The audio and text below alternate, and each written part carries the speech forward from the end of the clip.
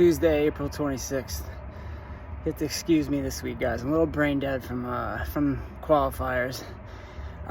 So that's why we didn't have a video yesterday. I just think both Laura and I and Beth too, we're just kind of gonna take a couple days to not I was gonna say shake off the rust. It's not rust. It's just like it gets a little cloudy after pushing so hard in such a short amount of time.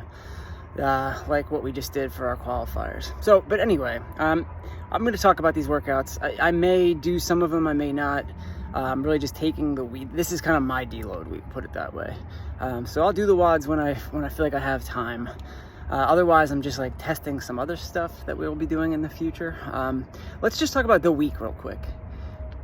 You may notice that, we had, I hope it wasn't unexpected to do Jackie yesterday. It was actually due last week on our 12-week cycle, but it was a deload week, and we figured, even though the workout itself is deload, nobody really thinks of benchmark when they think of deload week, and so we just kind of eliminated it and brought it this week. So it's at the beginning of the week we did Jackie. Hope everybody's okay from that. And then at the end of this week, we will do a much more demanding hero WOD called Manion. So prepare for that. And then the other days of the week will be slightly adjusted volume-wise in order to accommodate both the fact that we're maxing out 2 things and the fact that we will have done 2 benchmarks.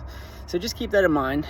Today is no different. Really, today is it's 8 minutes total of work. So keep that in mind. It's one of the shortest workouts that we'll do this week, depending on how quickly you were able to get Jackie done. But why? And what purpose does it serve? Well, it's going to serve a different purpose for different people. We got away because of running. Running had to take the place of what we had previously been calling Threshold Thursday. And this could be a threshold WOD. And almost anytime you see in the remaining time, it is asking you to do something with a butt end of a rest. So as fast as possible, do a thing or accumulate as many reps of something as you can. In other words, really get the intensity going, knowing that you have a rest. And for some people, that is what today is going to be. And for other people, just as well, it's going to be a skill work day.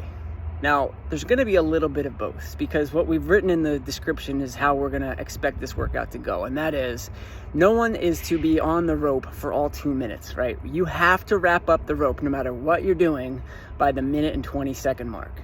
And so just like in previous weeks, especially on those EMOM days, it's not wrong to say, hey, you might not be doing 75 double unders. You may be doing 50. You might be doing 20, right? Depends on how efficient you are at them. Right? I'll say this again. Sometimes attempts at double unders are just as difficult, if not at the very least, achieving the same stimulus as someone who's got efficient double unders. And I'm sure that you guys whipping yourselves all know that by now, right? And so not getting a worse workout today if you don't have double unders. You are simply just achieving that stimulus in a different way, right?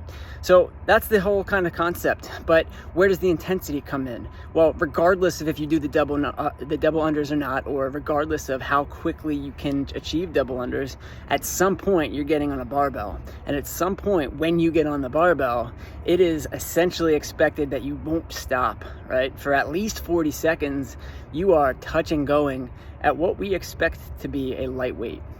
So if I say Randy weights, which is 75 for the men, 55 for the ladies, what I mean to say is this is a touch and go weight where you expect yourself to be able to go unbroken the remainder of that time.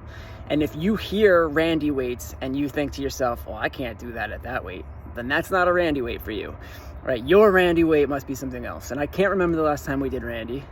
So you're going to have to think to yourself, either one thing, have you done Randy before? What weight did you use? Or two, just, what's a fair weight to ask you to move unbroken for, let's say, about a minute, right?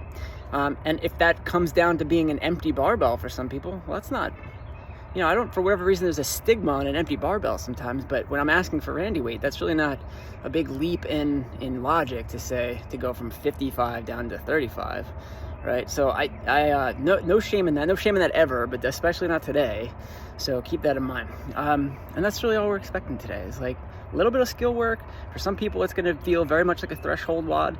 Take advantage of the 2 minutes of rest that you get, but really go hard in the 2 minutes of work that you do have. All right, hopefully you guys are all, I really want as many people as we can get here Friday to do Manion. If you've never done it before, it's really a really nice tribute to Travis. So read up on Travis Manion, and if it doesn't make you like want to jump through a building or at least do a memorial WOD in his name, then I don't know what to say. So I'll see you guys tomorrow.